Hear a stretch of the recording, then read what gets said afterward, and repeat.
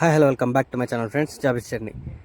కోయట్ నుంచి వచ్చినామని చెప్పి రోజుకు ఒక కొత్త ఐటమ్ చేస్తున్నారు ఇంట్లో. నిన్నైతే ఊరగాయలు అయిపోయినాయి, ఈరోజు అలసంద వడలు చూస్తున్నారు కదా. తెల్లగడ్డలు, పచ్చిమిరపకాయలు, అలసందలు అంతా మిక్సీకి వేసి గ్రైండర్కి, దీన్ని మిక్సీ అంటారు గ్రైండర్ అంటారో మాకు తెలీదు. సో ఫస్ట్ అవన్నీ వేసేసిన తర్వాత మళ్ళీ అలసందలు వేసి నున్నగా వేసి పిండి చేసినాము. పిండి చేసిన తర్వాత చూస్తున్నారు కదా పిండి ఎట్లా వస్తుందో. ఇట్లా పిండి చేసిన తర్వాత కొంచెం పసుపు వేసింది మా అమ్మ.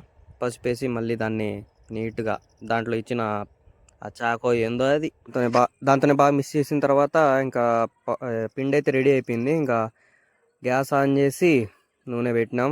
బాగా కాగిన తర్వాత బేద్దామని చెప్పి ఇంకా వడగా షేప్ రావడానికి కింద బోకు, పైన గుడ్డ, తడిగుడ్డ. ఎందుకంటే వడ అనేది షేప్ బాగా రావాలి కదా. అమ్మోళ్ళు వేసినంత నీట్గా మనం వేయలేంలే. నేను కోయట్లో రూమ్లో ఎన్నిసార్లు వేసినా కూడా సరిగ్గా రాలే. ఇక్కడ చూడండి ఎట్ట వస్తున్నాయో. ఇంకా గిప్పేది అంతా మందే పని.